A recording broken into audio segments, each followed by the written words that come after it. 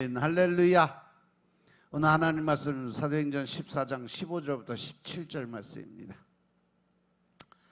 사도행전 14장 15절부터 17절 말씀 다 같이 합독합니다.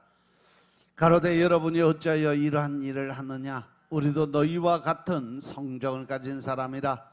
너희에게 복음을 전하는 것은 이 헛된 일을 버리고 천지와 바다와 그 가운데 만유를 지으시고 살아계신 하나님께로 돌아오라 함이라. 하나님이 지나간 세대에는 모든 족속으로 자기의 길들을 다니게 묵인하셨으나 그러나 자기를 증거하지 아니하는 것이 아니니 곧 너희에게 하늘로서 비를 내리시며 결실기를 주시는 선한 일을 하사 음식과 기쁨으로 너희 마음에 만족해 하셨느니라. 아멘. 이 말씀이 바로 사도 바울의 두 번째 설교예요. 지난 시간에 첫 번째 설교에서 말씀을 돌아보면 하나님과 마음의 합한 자에 대해서 설명을 했죠. 하나님과 마음의 합한 자에 대해서 성경은 그가 바로 다윗이라고 설명을 하면서 신약 시대에는 바로 사도 바울을 뽑을 수가 있었어요. 다윗은 하나님과 마음의 합한 자로 하나님을 기쁘게 하는 그러한 사람이었어요. 또한 사도 바울은 그리스도와 함께 십자가에 못 박히기까지 주님께 순종하던 그러한 사람이었어요. 그래서 하나님과 마음이 합한 자는 그분과 항상 동행하는 사람인 것임을 믿으시기 바랍니다. 사도 바울은 사울왕이 하나님 앞에 불순종하면서 그를 폐하시고 다윗에게 기름을 부으시고 그를 왕으로 삼으셨다고 말씀을 전하고 있어요. 이처럼 하나님께서 이세 아들을 만나니 내 마음에 맞는 사람이다 라고 설명을 했죠. 그래서 히브리서 11장 6절을 보면 하나님이 기뻐하시는 자, 즉 믿음이 없이는 하나님을 기쁘게 하지 못한다. 하나님께 나아가는 반드시 그가 계신 것과 또한 그가 자기를 찾는 자들에게 상 주시는 이심을 믿어야 된다라고 말씀하셨어요. 그래서 다윗은 하나님을 믿음으로 기쁘게 했다는 거죠.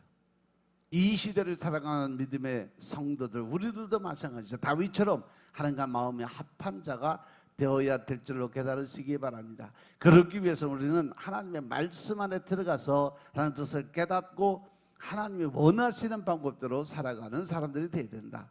두 번째, 하나님과 마음이 합한 자라는 것은 세상과 구별된 삶을 살아줘야 된다는 거죠. 사도 바울은 다메섹 도상에서 환상 중에 예수님을 만나고 회심을 했죠. 그래서 눈이 멀어서 3일 밤낮을 금식하고 다메섹에서 제자 아나니아를 만나서 안수받고 눈을 뜨게 되고 그 자리에서 성령의 세례를 받게 됩니다. 그런데 이 사도 바울이 사울이 되었을 때 하나님을 믿지 않는 것이 아니었다는 거죠. 다만 예수님을 제대로 알지 못하고 예수님을 믿는 자들을 핍박한 사람이었다는 거예요. 그러나 그가 하나님을 진심으로 사랑하니까 예수님께서 그를 찾아가서 그를 이방인의 사도로 부르셨어요. 그리고 사도 바울은 회심하고 예수님의 종이 되었다는 거죠. 세 번째, 하나님과 마음의 합한 자는 뭐냐? 그리스도와 연합하는 사람이라는 거죠. 갈라디아서 2장 20절의 말씀처럼 그리스도와 함께 십자가에 못 박혀 죽은 거죠. 그래서 내가 사는 것이 아니라 내 육체 가운데 사시는 나를 사랑하고 나를 위해서 자기 자신을 버리신 하나님의 아들을 믿는 그 믿음 안에 사는 것이다 라고 설명을 해요. 다시 말해서 하나님과 마음의 합한 자는요, 예수 그리스도와 연합하는 자다. 그리고 그리스도와 연합하는 사람은 그리스도와 함께 십자가에 못 박힌 사람인 것임을 깨달으시기 바랍니다.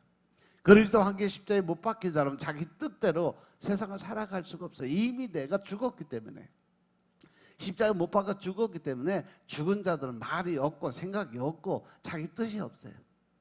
따라서 그리스도와 함께 십자가에 못 박혔다는 것은 정말 예수님처럼 십자가에 달렸다는 것이 아니라 자기의 모든 삶이 오직 예수님께만 집중되는 그러한 삶을 살아야 된다는 거죠. 그러니까 이제는 오직 그리스도 복음의 말씀대로 살아가는 사람이 되었다는 뜻이에요. 따라서 하나님과 마음이 합한 자는요, 그분과 항상 동행하는 사람이고 또 세상과 구별된 삶을 사는 사람이고 또 그리스도와 연합하는 사람이다. 그래서 자기 십자가를 지고 예수님을 따르는 사람이 바로 하나님과 마음이 합한 자의 모습이다. 그리고 이제 본문에 들어가서 이제 사도 바울의 두 번째 설교의 말씀을 선포합니다. 사람들은 늘 자기 자랑하는 것을 좋아하고 다른 사람들 칭찬과 인정받기를 원하는 삶을 살아가고 있어요. 더불어 이 사람들은 자신의 영광만을 추구하는 사람이에요. 하지만 우리에게 주어진 능력이나 기적은 우리의 것이 아닌 것임을 깨달으시기 바랍니다. 심지어 우리가 가진 모든 것조차도 나의 것이 아니라 하나님의 것이고 하나님께로부터 나온 것임을 믿으시기 바랍니다.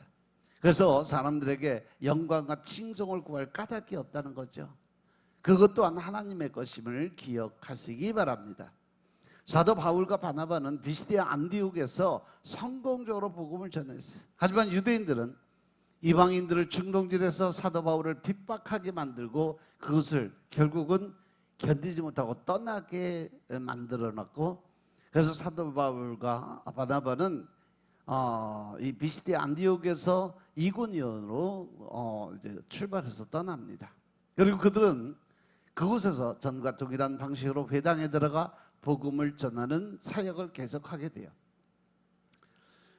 그때 이고니온에서도 마찬가지 청중의 반응도 비시디아 안디옥에서와 비슷한 그러한 반응들이 나왔죠. 허다한 무리가 믿기도 했지만 적대적인 그룹들도 또 표적과 기사를 보고도 바울과 바나바를 돌로 쳐 죽이려고 작정하고 덤비는 사람도 있었어요. 결국 이 사도 바울과 바나바 일행은 또다시 이고니온에서 루스트라로 이동해서 복음을 다시 전하게 되죠. 그런데 이 복음이 전해질 때 늘 나타나는 현상이 두 가지가 있어요. 그것은 환영하는 사람이 있는가 하면 핍박하는 사람이 있다는 거죠. 우리가 믿음 생활하고 전도자의 그 사명 감당해서 나가서 전도할 때도 잘 받아들이는 사람들이 있는가 하면 또 거부하고 오히려 이렇게 난리치면서 거부하는 사람들이 있어요. 복음 증거의 현장에는 은혜와 감격만 있는 것이 아니라 핍박의 역풍도 존재를 하고 있다는 거죠. 그러나 하나님의 일꾼들은요, 핍박과 방해도 굴복하지 말아야 된다는 거죠. 오히려 담대하게 구원의 복음을 전하는 사명자인 것임을 깨달으시기 바랍니다. 그래서 사도 바울 일행이 이고니온에서 복음을 전할 때도 이러한 현상, 두 가지 현상이 나타났어요. 사도 바울과 바나바는 비시디아 안독에서 복음을 전하다가 박해를 받지만 박해 때문에 복음을 멈추지는 않았다는 거죠. 계속 그들이 이동하면서도 움직이면서도 계속 복음의 전달은 끊이지가 않았어요.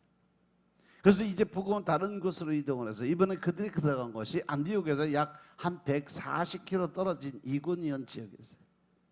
바울과 바나바는요, 안디옥에서 이고니온으로 이동하는데 이 지역의 상태가 뭐냐, 물이 풍부하고 땅이 비옥, 그래서 아주 부유한 지역이었어요. 이 도시의 명성과 위엄은 로마 통치 시대에 아주 크게 성장을 했던 그러한 곳이에요. 그래서 이 로마 황제 클라우디우스가 이 도시에 특별한 호의를 베풀어 자기 이름을 따서 이 도시를 클라우디코니움이라고 불렀어요. 이곳에는 원주민 브리기아인과 셀레우스도 통치 기간에 이주한 헬라인과 유대인, 그리고 최근 몰려온 로마 식민주의자들이 뒤섞여서 살았다는 거죠. 그래서 사도 바울과 바나바가 이고니온에 도착해서 함께 유대인의 회당으로 들어가서 복음을 전했는데, 특히 1절에 보면 이 바울과 바나바가 다시 유대인의 회당을 찾는 것이 아주 흥미로워져. 거기서 그렇게 유대인들에게 구박을 받고 핍박을 받고 죽을 고비를 2번, 3번씩 넘기면서도 끝까지 이 사도 바울이 가지고 있는 개념이 뭐냐면 그 유대인들을 개종하게 만드는 거예요. 그들이 하나님을 모르니까, 예수님을 모르니까 그 예수를 증거하기 위해서 끝까지 이 유대인들에게 복음 전하는 걸 사명으로 여기고 살았던 사람이에요. 사도행전 15장 1절 보면 어떤 사람들이 유대로부터 내려서 형제들을 가르치는데 너희가 모세의 법대로 할례를 받지 않으면 능히 구원을 얻지 못하리라 얘기하니까 바울과 바나바와 저희 사이에 적지 않은 다툼과 변론이 일어났다 그랬어요. 그래서 형제들이 이 문제에 대해서 바울과 바나바 그리고 그 중에 몇 사람을 예루살렘 있는 사도와 장로들에게 보내기로 작정을 해요. 왜? 할례를 받지 않아도 구원을 받을 수 있다. 예수만 믿으면 그 예수님의 그 구속과 대속의 은혜를 통해서 구원을 받을 수 있다라고 증거를 하니까 유대인들이 가지고 있는 개념은 오직 할례를 받아야 하나님의 백성으로 인정받는다는 고정관념이 있었기 때문에 그래요. 그런데 지금 사도 바울이 다시 유대인의 회당에 들어가는 모습을 누가가 설명을 하고 있어요. 이는 사도 바울이 아직도 동족 유대인을 향한 기대와 마음을 완전히 포기한 것이 아니라는 것을 증명해 주고 있어요. 따라서 이에 대해서 바울과 바나바의 사역으로 인해 유대인과 헬라인의 허다한 무리가 예수님을 영접하는 아주 큰 역사가 여기서 일어나게 되죠. 하지만 반대로 바울과 바나바는 순종하지 않는 유대인 무리와도 또 맞닥뜨려요.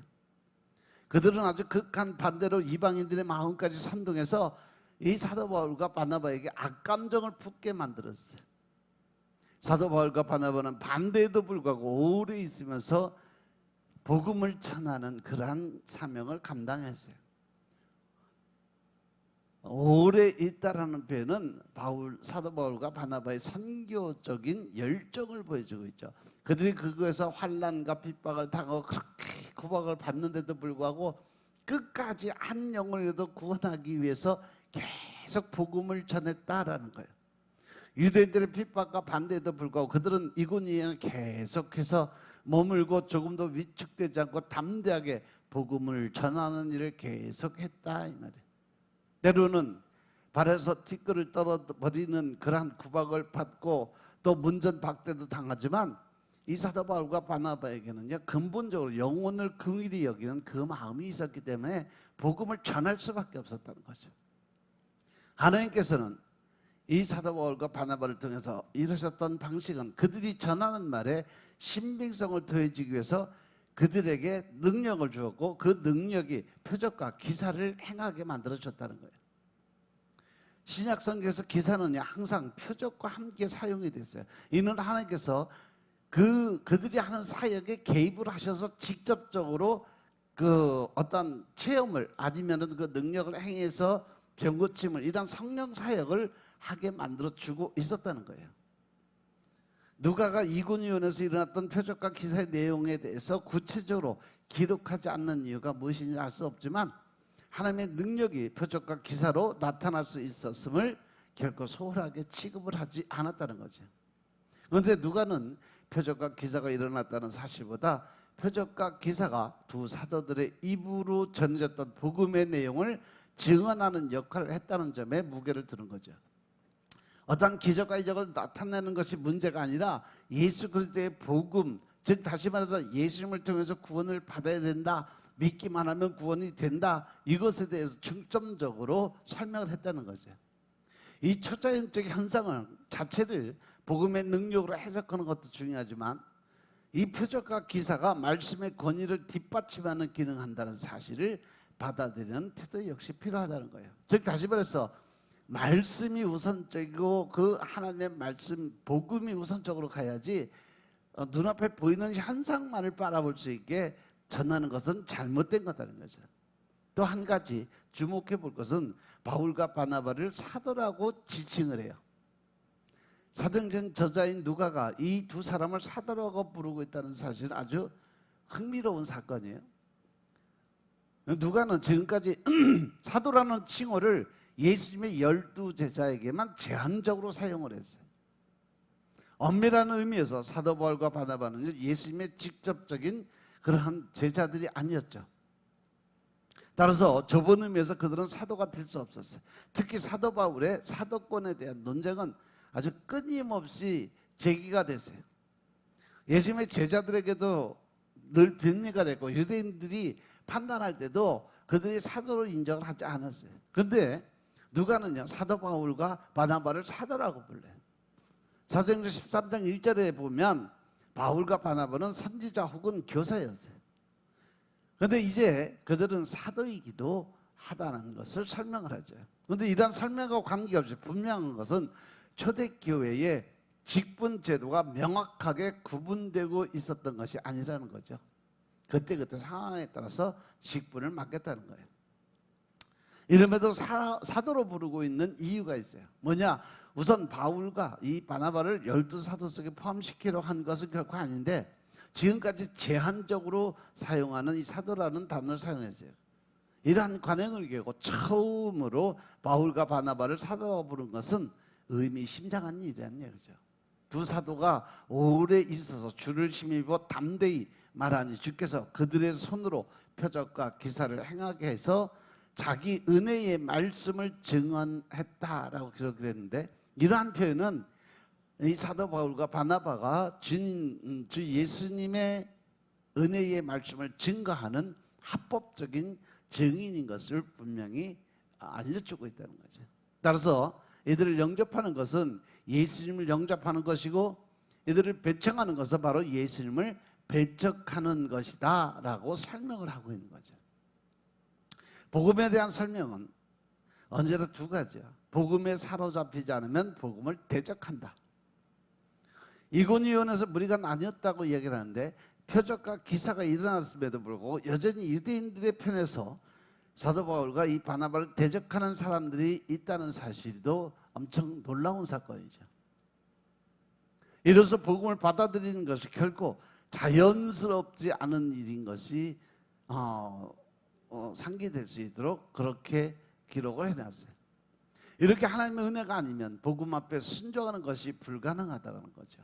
기적과 표적이 사람을 변화시키는 것이 아니라 하나님의 은혜가 사람의 마음을 녹이고 무너뜨려서 그들을 변화시키는 것은 바로 하나님의 은혜라는 거죠. 이제 복음을 들은 유대인과 이방인들은 많은 사람들이 믿었지만 믿지 않는 유대인들도 있었어요. 그들은 이방인들을 선동해서 악감정을 품게고 복음을 대적하는 사람들이 얼마나 적극적이고 적대적인 것인 것을 보여주고 있어요. 그들은 사도들을 모욕했을 뿐 아니라 돌로 쳐 죽이려고 작정들 하고 덤볐어요. 이처럼 빛은 어둠을 몰아내지만 어둠에 있는 자들은 반대로 빛을 자꾸 끌려고 하는 그러한 심리 상태가 이어지고 있다는 거예요. 이 초대교회 때부터, 과거의 구약시대부터 늘 마귀 사단들이 하는 것은 뭐냐면 하나님을 부정케 하고 부인케 하고 예수님을 믿지 못하게 부정하고 부인하게 만드는 그러한 일들한 것이 지금까지도 이 시대에도 똑같은 일을 하고 있다는 것을 깨달으시기 바랍니다. 이것을 통해서 사도 바울과 이 바나바에 대한 박해를 예수님의 고난과 스데반이 돌에 맞아 죽은 사건과 같이 연결을 시켜서 설교를 하고 있어요. 예수님께서는 자신의 예언대로 십자가에서 고난 받으실 때 모욕을 당했어요. 즉 사도 바울과 바나바가 당하는 고난을 통해서 이것이 바로 예수님의 사역이고 이 고난은 곧 예수님의 십자가 고난에 동참하는 것이라고 은연중에 설명을 하고 있는 거예요. 따라서 바울과 바나바는 그들의 음모를 알고 즉시 루가오니아의 두 도시 루스드라와 더베의 인근 지방으로 다시 피신을 가게 되죠.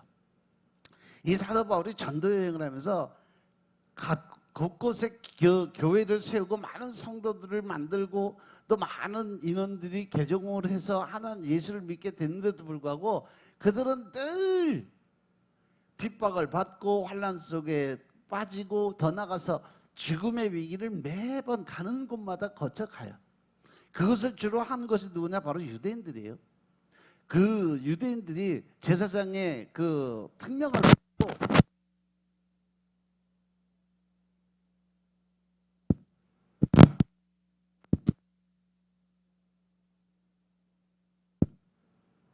거기 살았어?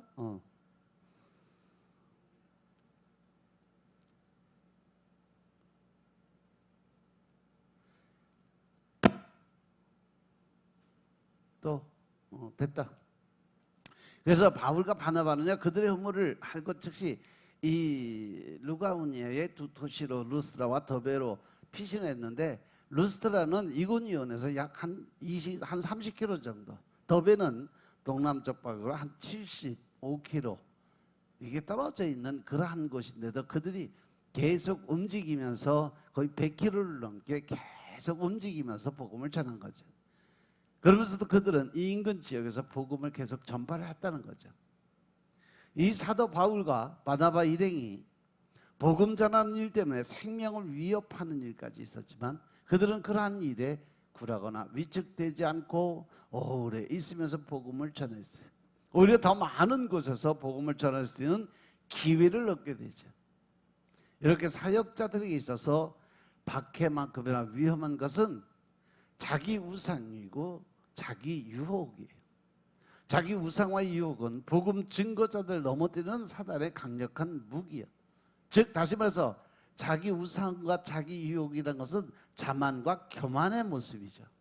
내가 이런 사람이 하나님의 능력 받아서 그것을 사용하면서 내가 이런 사람이라고 어떤 자만과 교만의 마음이 들어오기 시작하면요, 하나님이 주시는 능력 권세 자체가 자기의 능력이고 자기 권세가 돼요. 그래서 사람들에게 그것을 인정받기를 원하고 더 나아가서 그것을 통해서 자기의 먹고 사는 문제를 해결하는 사꾼 목자가 될 수밖에 없다는 거죠. 이 사역자들의 눈을 가리고 귀를 어지럽게 하는 과도한 칭찬에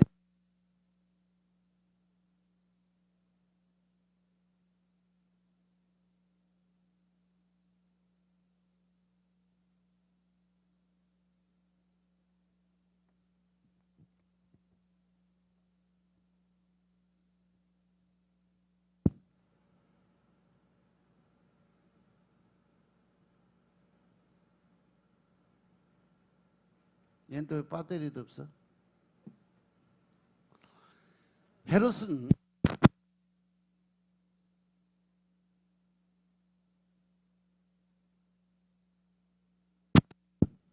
왜 그래?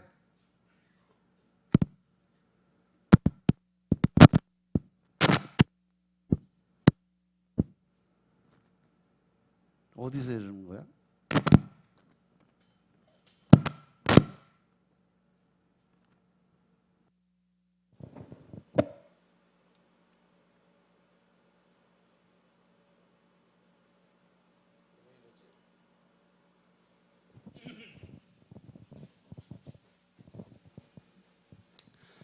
헤롯은 자기 자신의 어떤 시적인 존재로 추앙하는 백성의 거짓 환호의 교만에 빠지니까 결국 죽음의 심판을 받았죠. 바울과 바나바는 하나님만 누릴 수 있는 영광을 조금 더 취하지 않았다는 거예요. 그 후에도 사도 바울과 바나바는 두 성 루스드라와 더베와 그 성 근처에 복음을 전했다고 기록되지만 여기서 행한 선교 사역에 대해서 구체적으로 언급을 하지 않고 있어요.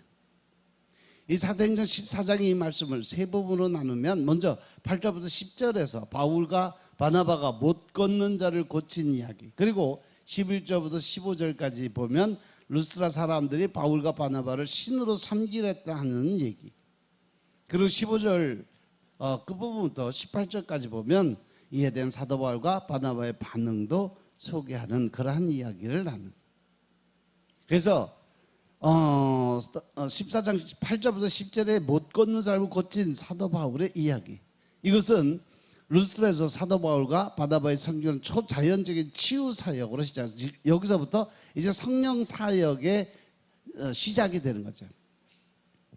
그런데 표적과 기사는 언제나 하나님의 은혜의 말씀을 전하기 위한 보조적 도구라는 사실을 명심하시기 바랍니다.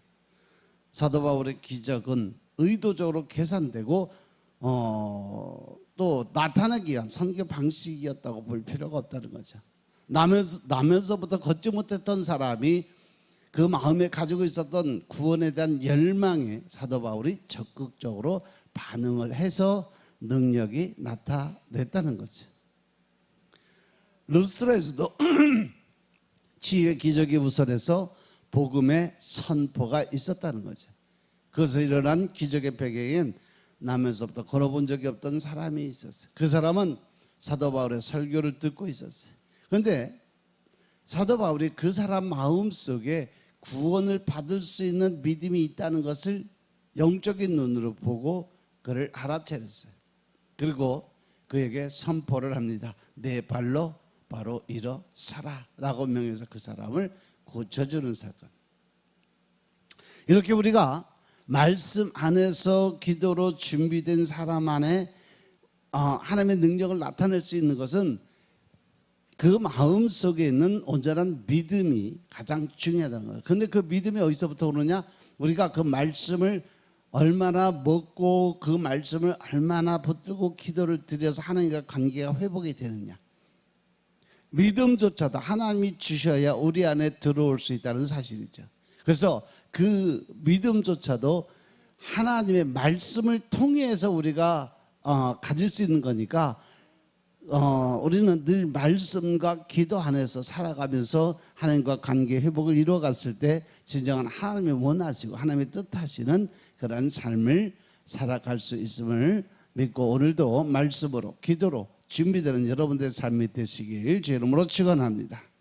기도드리겠습니다. 아버지 하나님 감사드립니다. 오늘도 우리가 믿음 안에서 하나님의 사람을 알고 깨닫게 하시니 감사합니다. 우리가 늘 신령과 진정의 마음으로 하는 나라의 큰 일꾼 되게 하여 주시고 더 나아가서 주님이 기뻐하시고 또한 하나님 웃게 할 수 있는 믿음의 군사들이 다 될 수 있도록 주여 축복하옵소서.